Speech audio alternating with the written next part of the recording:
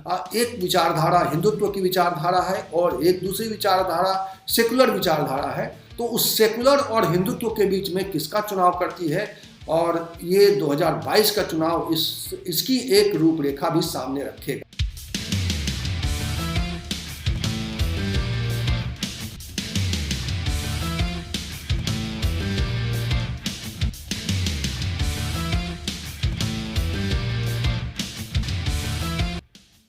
नमस्कार मित्रों, धीरे धीरे उत्तर प्रदेश पर चुनावी रंग चढ़ने लगा है।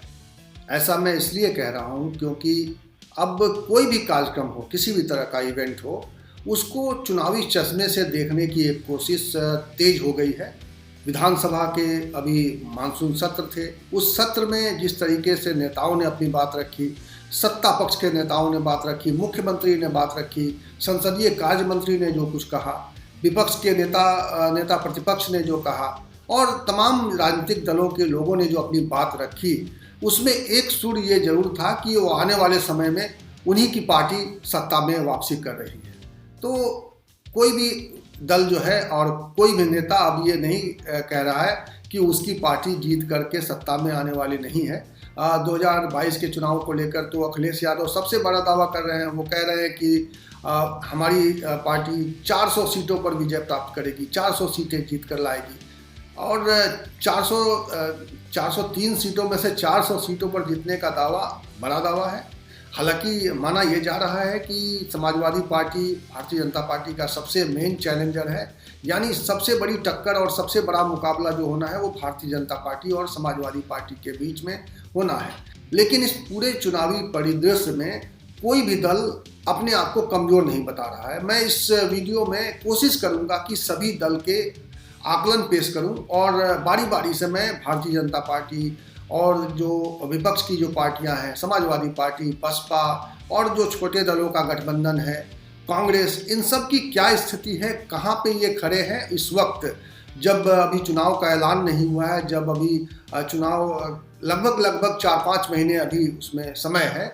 तो इस वक्त उनकी क्या तैयारी है और किन मुद्दों के साथ वो आगे बढ़ना चाह रहे हैं, किन मुद्दों पर उनका जोर है, और जनता के बीच में क्या उन मुद्दों को लेकर ही वोट करने की एक प्रवृत्ति है, या जनता क्या सोच रही है, ये भी हम आपको बताएंगे। क्योंकि आने वाले समय में जनता को ही तय करना है कि उत्तर प्रदेश में सरकार किसकी होगी।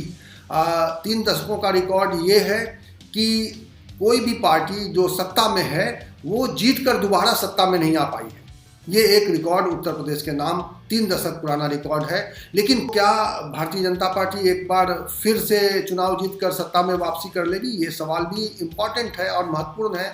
देखना ये होगा कि कौन से दल किस तरह से अपने आप को जनता के बीच में किन मुद्दों पर ले जा रहे हैं, किन मुद्दों पर वो लोगों का ध्यान आकर्षित कर रहे हैं, किन मुद्दों पर अपने लिए समर्थन मांगने की कोशिश कर रहे हैं। उन मुद्दों की पड़ताल भी करेंगे और जनता का नब्ज टटोलने की कोशिश भी करेंगे। हम आपके बीच में भी आएंगे और आपसे बात करेंगे, आपसे समझेंगे कि आपके मुद्दे क्या हैं और आप किस वजह से इस सरकार को बदलना चाहते हैं, या आप किस वजह से इस सरकार को बनाए रखना चाहते हैं, इसको और मजबूत करना चाहते हैं।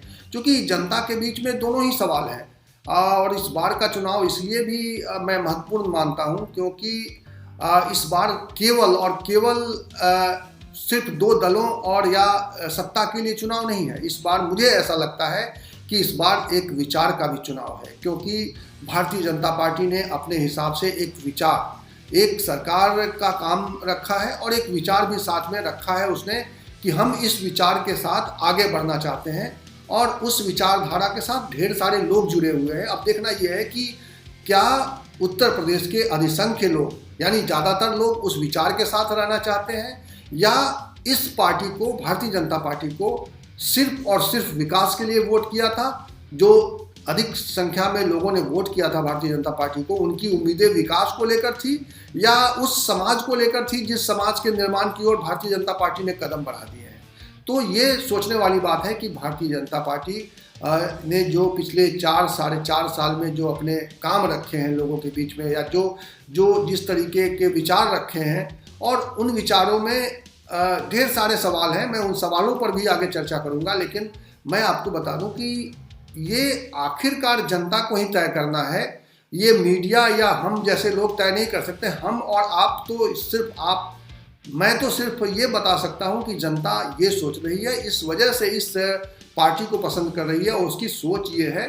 बाकी राजनीतिक विश्लेषक बहुत सारे मुद्दों पर सोचने लग जाते हैं। हम खुद मुझे ऐसा लगता है कि सभी चीज़ें महत्वपूर्ण हैं, लेकिन जनता के लिए कई बार कोई एक चीज़ इतना ज़्यादा महत्वपूर्ण होती है कि उसी की वजह से वो किसी एक दल के साथ चले जाते हैं या उसके पक्ष में ढेर सारे लोग इकट्ठा होकर वोट कर देते हैं और वो फिर सत्ता में आ जाती है। तो जनता के सरकार के बारे में और चुनने के बारे में एक अलग नज़रिया होता है, विशेषज्ञों का एक अलग नज़रिया होता है, हम पत्रकारों का एक नज़रिया अलग होता है। तो हम तमाम तरह के नज़रिए से इस चुनाव को आकलन करने की कोशिश करेंगे। हमारी कोशिश ये है कि जनता क्या समझती है उसको सामने रखा जाए, न कि मैं क्या सोचता हूँ और मैं किस पार्टी को कितना महत्व देता हूँ, मैं किस पार्टी के अच्छे बुरे काम को आगे रखने की कोशिश करता हूँ। क्योंकि मुझे मालूम है जनता बहुत ही अपने तरीके से किसी भी दल के काम के अच्छे काम का और उसके बुरे काम का आकलन करती है, और ये आकलन इस वक्त भी हो रहा है।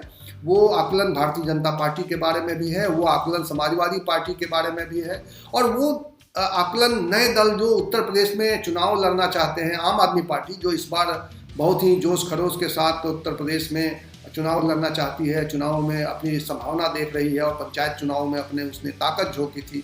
और उसके अलावा एक छोटे दलों का समूह भी इस बार बहुत ही प्रखरता से, बहुत ही मुखर होकर लोगों के बीच में है। वो ओम प्रकाश राजभर जो सुहेलदेव भारतीय समाज पार्टी के अध्यक्ष हैं, उन्होंने एक भागीदारी संकल्प मोर्चा बनाया है। उस मोर्चे में छोटे छोटे काफ़ी दल हैं, 10 दल तो वो बताते हैं इस वक्त, और उसके अलावा MIM उस दल का एक हिस्सा बनने जा रहा है, और शिवपाल यादव की पार्टी भी वो कहते हैं कि हमारे साथ संपर्क में है, आगे वो उनके साथ मोर्चा में शामिल हो सकते हैं। इसी तरह से चंद्रशेखर आज़ाद की पार्टी भीमसेना, उन्होंने एक पार्टी बनाई है, उनको भी अपने साथ जोड़े रखने की कोशिश कर रहे हैं। ढेर सारे इस वक्त कैलकुलेशंस चल रहे हैं और इन कैलकुलेशंस पर हमारी बारीक नज़र बनी हुई है। मैं इन पर नज़र रखने के लिए इनके नेताओं के भाषण डिटेल्स में सुनता हूँ, 2-2 घंटे जो ये क्या बोलते हैं उससे भी मतलब और अलग अलग जगहों पर क्या बोलते हैं मैं उस पर नज़र रखता हूँ। इसके अलावा जो जगह जगह से जो TV चैनलों के माध्यम से, जो सोशल मीडिया के माध्यम से जो लोग बातें कर रहे हैं, जिस तरह के सवाल उनसे पूछे जा रहे हैं, जो सोशल मीडिया के जो जर्नलिस्ट हैं, यूट्यूब के जो जर्नलिस्ट हैं, और उन सवालों को भी मैं बहुत गौर से देखता हूं, क्योंकि मुझे मालूम है कि वो जनता की नब्ज टटोलने की कोशिश कर रहे हैं और जनता अपने हिसाब से अलग अलग मसलों का एक आकलन रखती है और उसके हिसाब से वो वोट करेगी। अभी आने वाले समय में ये परिस्थितियां बदल सकती हैं, उनके मिजाज बदल सकते हैं, उनकी सोच में परिवर्तन आ सकता है, क्योंकि अब सभी दल जब चुनाव मैदान में जाएंगे तो अपने अपने मुद्दे रखेंगे और अपने तरीके से वो लोगों को प्रभावित करने की कोशिश भी करेंगे, और इस प्रभाव में कई बार लोग आ जाते हैं और उसकी वजह से उसी तरीके से वो वोट करते हैं। लेकिन ये बिल्कुल तय है कि उत्तर प्रदेश का चुनाव इस बार बहुत ही दिलचस्प रहने वाला है। और एक बात और मैं बहुत ही गंभीरता से मुझे लगता है कि ये बात इस बार लोगों के लिए महत्वपूर्ण है। लोगों के लिए सिर्फ और सिर्फ ये चुनाव सत्ता का चुनाव नहीं है, यानी ये किसी पार्टी को किसी प्रदेश की सत्ता सौंपने का सवाल नहीं है। इस बार ये चुनाव शायद इसलिए भी अहम है क्योंकि लोग 2 विचारधाराओं के बीच में लोगों को चुनना चाहते हैं, पार्टी को चुनना चाहते हैं। एक विचारधारा जो भारतीय जनता पार्टी ने रखी है, समाज के सामने उसने रखा है, और उस विचारधारा के साथ ढेर सारे लोग जुड़े हुए हैं। लेकिन ढेर सारे लोग भारतीय जनता पार्टी के साथ इसलिए भी जुड़े थे क्योंकि भारतीय जनता पार्टी ने विकास का एक नारा दिया था और कहा था कि पिछली सरकारों ने विकास पर, उत्तर प्रदेश के विकास पर कुछ खास ध्यान नहीं दिया, हमारी सरकार आके विकास को महत्व देगी। लेकिन भारतीय जनता पार्टी की सरकार ने विकास के अलावा समाज के सामने एक सोच भी रखा है। तो मेरी दिलचस्पी इस बात में भी है कि क्या उस सोच के साथ उत्तर प्रदेश की जनता आगे बढ़ना चाहती है, या उस सोच की वजह से वो एक बार उनके विकास को ठुकराकर एक नए दल को फिर से सत्ता में लाने की कोशिश करेगी।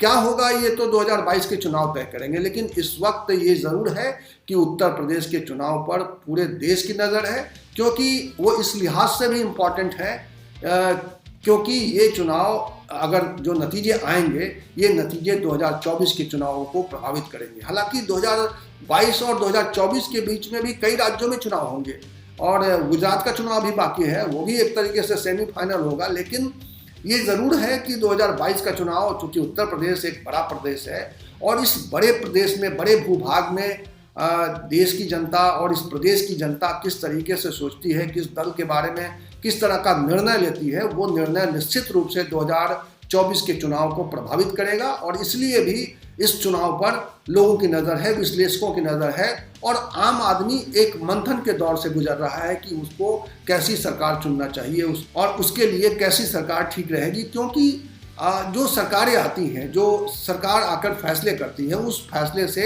एक नए समाज का निर्माण होता है। उस समाज को किस रूप में देखा जा रहा है, किस रूप में देखा जा सकता है, ये सवाल भी बहुत ही महत्वपूर्ण है। और इस नज़रिए से भी इस चुनाव में आप देखेंगे कि लोग वोट करेंगे, क्योंकि कौन से राजनीतिक दल किस तरह के समाज बनाना चाहते हैं, किस तरह का समाज आगे गढ़ना चाहते हैं। एक विचारधारा हिंदुत्व की विचारधारा है और एक दूसरी विचारधारा सेकुलर विचारधारा है। तो उस सेकुलर और हिंदुत्व के बीच में किसका चुनाव करती है, और ये 2022 का चुनाव इसकी एक रूपरेखा भी सामने रखेगा। निश्चित रूप से ये एक चुनाव इस रूप में भी सामने हमारे होगा। इसके नतीजे हमें बताएंगे कि किस तरीके से देश और समाज आगे बढ़ना चाहता है। क्योंकि सिर्फ और सिर्फ राजनीति इसके पीछे नहीं है। अगर देखा जाए तो राजनीतिक सवाल, सामाजिक सवाल और आर्थिक सवाल, आर्थिक पहलू भी बहुत ज़्यादा इम्पॉर्टेंट है। क्योंकि हमने देखा है कि कोरोना काल में जिस तरीके से एक अव्यवस्था का नज़ारा हमारे सामने रहा है, तो सत्ताधारी पार्टी कह रही है कि हमने ढेर सारे प्रयास किए और विपक्ष के ऊपर वो आरोप लगाते हैं कि उनके प्रयास चूँकि वाजिब, उनके प्रयास चूँकि ऐसी जगह पर नहीं थे, इसलिए लोगों को दिक्कतों का सामना करना पड़ा। अगर पहले की सरकारों ने बेहतर काम किया होता तो हम उस काम को और तेज़ी से आगे बढ़ाकर लोगों को ज़्यादा राहत दे सकते थे। लेकिन ये जो आरोप प्रत्यारोप का दौर है, ये तो चलता रहेगा। लेकिन एक आर्थिक सवाल, जो आर्थिक फैसले हैं इस सरकार के, जिस पार्टी की सरकार अभी उत्तर प्रदेश में है और जिस पार्टी की सरकार अभी केंद्र में है, तो जाहिर तौर पे इस सरकार के आर्थिक फैसले जो हुए हैं और उससे जो समाज पर और लोगों पर जो प्रभाव पड़ा है, वो भी मुद्दे कहीं ना कहीं इन चुनावों पर असर रखेंगे। और निश्चित रूप से वो सवाल जो है लोगों के मन में है और उसके आधार पर लोग वोट करेंगे। इन सब के अलावा एक मुद्दा और भी बहुत महत्वपूर्ण है और वो मुद्दा है नौजवानों का मुद्दा है, बेरोजगारी का मुद्दा है। और बेरोजगारी को लेकर एक पूरे देश में और ख़ास तौर पे उत्तर प्रदेश में तो तरह तरह के आंदोलन हुए हैं, तरह तरह की शिकायतें आई हैं। और दिखना यह है कि ये यूथ किस तरीके से अपने फैसले करता है उसके आधार पर। क्योंकि उनकी जो मांग थी, उनके जो सवाल थे, उस पर सत्ताधारी पार्टी ने किस तरह से रिएक्ट किया, या उनके सवालों पर विपक्ष का किस तरह से उनको सहयोग मिला, या विपक्ष का क्या अप्रोच है, ये बहुत मायने रखता है। इसलिए मुझे लगता है कि नौजवानों के मन में ये मंथन भी चल रहा है कि कौन सी सरकार उनके लिए उचित होगी और कौन सी सरकार उनकी सहायता कर पाएगी, कौन सी सरकार उनको रोजगार दे पाएगी। ये सवाल भी इस बार के चुनाव में बहुत ही महत्वपूर्ण रहने वाला है। और इन सब के अलग किसानों का मसला तो है ही। किसान इस देश के और इस प्रदेश के आंदोलित हैं और सरकार का दावा है, सत्ता पक्ष का दावा है कि उसने किसानों के लिए ढेर सारे प्रयास किए हैं, बहुत प्रयास किए हैं और उनकी ज़िंदगी में बदलाव लाने की कोशिश की है। अब देखना यह है कि प्रदेश के किसान इसको किस रूप में देखते हैं। क्या वो सचमुच जो सरकार ने कोशिश की है उससे उनको फ़ायदा मिला है, क्या उससे उनकी ज़िंदगी में बदलाव आया है, और क्या वो इसी लाइन पे वो आगे भी चाहते हैं कि उनके जीवन में बदलाव यही पार्टी करे, या फिर उनको ऐसा लग रहा है कि ये पार्टी उनके जीवन में कोई बदलाव नहीं ला पाई तो वो किसी नई पार्टी को चुनेंगे। ये सारे सवाल हैं जो जनता के सवाल हैं और इन सवालों पर निश्चित रूप से आप सोच रहे होंगे, आपके मन में विचार आ रहा होगा। और ये सवाल कितने महत्वपूर्ण हैं 2022 के चुनाव में, इन सारे सवालों पर लोगों का मंथन, लोगों का चिंतन सामने आएगा वोटों के रूप में, निश्चित रूप से वोटों के रूप में। और सभी पार्टियां अपने हिसाब से दम लगाकर कोशिश करेंगी, कोई किसी से पीछे नहीं रहने वाला है। क्योंकि जो प्रयास दिखाई दे रहे हैं इस वक्त सत्ताधारी पार्टी की ओर से, कोई कोर कसर नहीं छोड़ रहे हैं। 5 साल तक उन्होंने राज किया है, 5 सालों तक लगभग उनके 5 साल पूरे होने जा रहे हैं। जब पूरे हो जाएंगे तभी चुनाव होंगे। तो उन्होंने जो प्रयास किए हैं वो उनके प्रयास भी अपने हिसाब से दोबारा सत्ता में वापसी के लिए जितनी भी कोशिश हो सकती है वो कोशिश कर रहे हैं, मजबूती से कोशिश कर रहे हैं। देखना यह है कि उनकी कोशिश कितनी कामयाब होती है, या विपक्ष के नेता जो कोशिश कर रहे हैं, या समाजवादी पार्टी जिस तरीके से कोशिशें कर रही है अपने चुनावी संभावनाओं को देखते हुए आगे आना चाहती है, उसमें क्या कमी रह गई है, उसमें वो क्या करना चाहते हैं, ये सब देखकर जनता फैसला करेगी। बाकी आप मुझे बताइए कि आप किस तरह से कैसी सरकार चाहते हैं प्रदेश में, और उसके लिए आप कितने प्रयासरत हैं। क्या आप सोच समझकर वोट करते हैं, या फिर आपके पास जो भी आता है उसके लिए आप वोट कर देते हैं। आप इस प्रदेश को कहाँ लेकर जाना चाहते हैं। एक एक वोट कीमती होता है। लोकतंत्र में कहते हैं कि लोकतंत्र में एक एक वोट कीमती होता है, और आपका वोट भी निश्चित रूप से बहुत कीमती है। और आप उस कीमती वोट से कैसी सरकार बनाना चाहते हैं ये भी आपके कमेंट बॉक्स में बताइएगा कि कैसी सरकार चाहिए आपको। और हमारी कोशिश होगी कि मैं इस एक सीरीज के माध्यम से आपको सभी दलों के बारे में एक निष्पक्ष आकलन पेश करूं, क्योंकि मैं जानता हूं कि मेरे आकलन इस आधार पर होंगे कि जनता के बीच में उनकी कितनी पैठ पड़ रही है, जनता उनको किस रूप में देख रही है, कितना उन पर भरोसा कर रही है। इस आधार पर मैं आकलन करूंगा। मेरा अपना जो है पक्ष और किसी पार्टी के लिए पसंद और नापसंद बहुत मायने नहीं रखता है। वो मेरा भी एक वोट है, मैं भी अपने वोट से किसी को पसंद कर सकता हूँ, किसी को नापसंद कर सकता हूँ। लेकिन जो एक जनमत, जो बहुसंख्यक लोग, अधिक से अधिक लोग जिसके पक्ष में वोट करेंगे वो सरकार बनाएगी और वो पार्टी आगे शासन चलाएगी। ये लोकतंत्र का तकाजा है, लोकतंत्र में यही होता है। तो मैं उस हिसाब से कि लोग क्या सोच रहे हैं और अधिकतर लोग क्या सोच रहे हैं, एक राजनीतिक विश्लेषण पेश करने की कोशिश करूंगा। सभी दलों का आकलन आपके सामने पेश करने की कोशिश करूंगा। और मैं आपसे गुजारिश करूंगा कि अगर मेरी ये कोशिश आपको अच्छी लगती है, मेरी ये कोशिश आपको वाजिब लगती है, तो आप अधिक से अधिक लोगों तक मेरी आवाज़ को पहुंचाने की कोशिश करें, मेरी बात को पहुंचाने की कोशिश करें, और मेरे इस चैनल को सब्सक्राइब करें और अपने दोस्तों को भी इसको सब्सक्राइब करने के लिए प्रेरित करें। और अभी तक आपने, वैसे तो ढेर सारे, मेरा परिवार लगातार बढ़ रहा है, मेरे सब्सक्राइबर लगातार बढ़ रहे हैं, और मैं उन सबका शुक्रिया अदा करना चाहता हूं जिन्होंने मुझे सब्सक्राइब किया है और मुझे बराबर देखते हैं, मेरे वीडियोस पर टिप्पणी करते हैं। मैं उन सबका शुक्रिया अदा करना चाहता हूं। लेकिन साथ में गुजारिश करना ये भी चाहता हूं कि आप अपने इस परिवार को बढ़ाइए। इसकी संख्या जितनी ज़्यादा बढ़ेगी, सब्सक्राइबर बेस जितना ज़्यादा बढ़ेगा, जितने ज़्यादा लोग देखेंगे, मेरा उत्साहवर्धन होगा। और मैं कोशिश करूँगा कि आपके सामने एक निष्पक्ष आकलन पेश करूँ, और वो अपने अध्ययन के आधार पर और अपने अनुभवों के आधार पर, जो 3 दशकों का मेरा पत्रकारिता का जो अनुभव है, उन अनुभवों की कसौटी पर मैं आप इस प्रदेश की जनता किस रूप में कैसे सोच रही है, क्या मुद्दे हैं और किस दल की ओर उनका झुकाव बढ़ रहा है या घट रहा है, मैं ये बताने की कोशिश करूंगा। इस वीडियो में इतना ही। इसी तरह की चर्चा के साथ, इसी तरह की वीडियो के साथ, इसी तरह के विमर्श के साथ मैं आपके साथ फिर आऊँगा। तब तक के लिए नमस्कार।